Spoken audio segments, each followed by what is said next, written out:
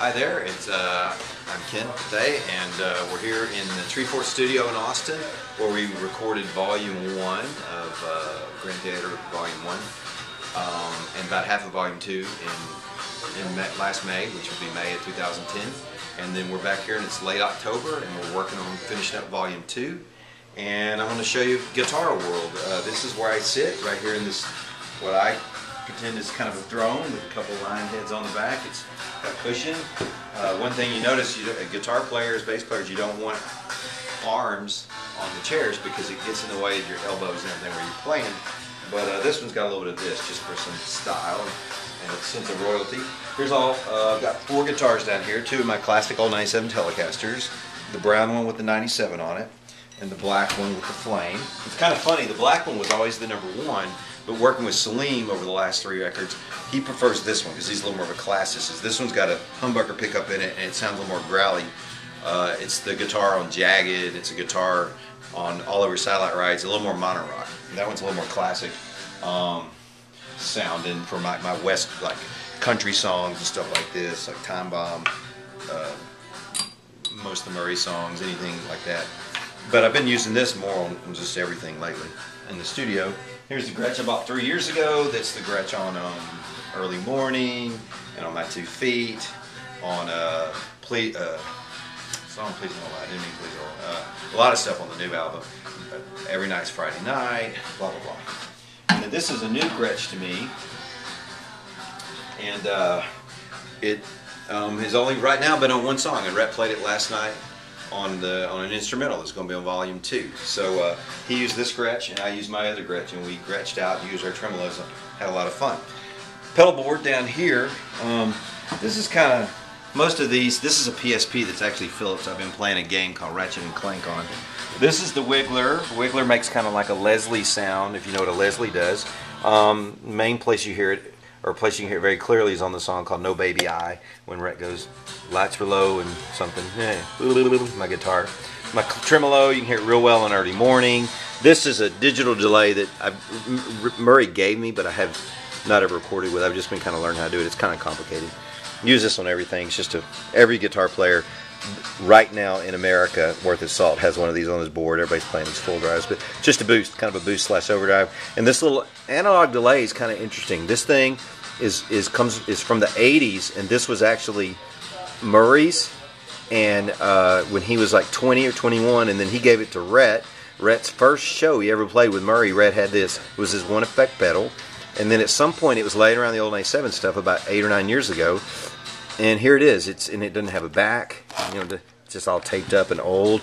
But it's a good little analog delay. And that's the main stuff in this room. And you go through here. That's actually my accordion. We're going to hopefully maybe get a little accordion on this thing we're working on. But, go in here. This is the amp room here at Treefort. It also doubles as the bed for if somebody has to spend the night. And it looks like a room. It is a mess. But there's some terrific amps in here. The only 2 in here that are mine are, this is my matchless that most old 97 fans have been seen on stage. It's all over all our songs. And then this is a cool little amp. This is mine.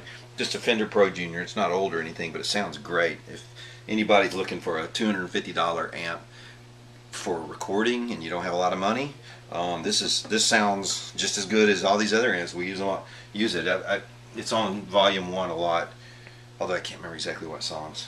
But anyway, some of the interesting amps in here. This Marshall, this is an old 65 or 66, and if you're into Marshall, it's either a year 1 or year 2 Marshall amp, and we used it on one place. It's the amp on Dance Class on Volume 1, and it sounds great. Just a matter of fact, it's that Gretsch in there through this. Turned up loud. That's all that song is. Let's see. Where's these little Falcons? There's a little Gibson Falcon here. There's 2 or 3 in here. There's one. There's another one.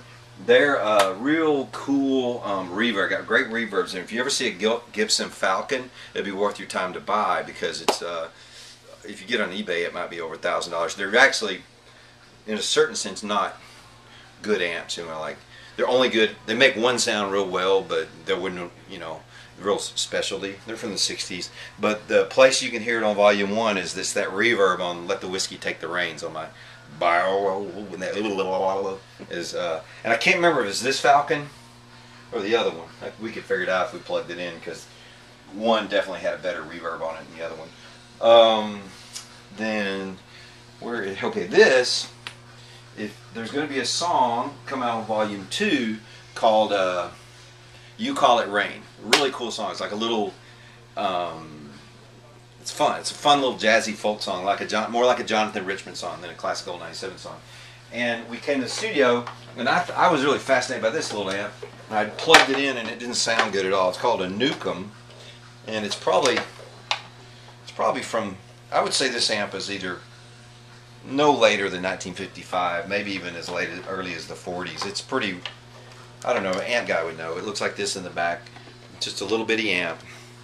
And it doesn't sound real well. It's real good. You'd think, oh.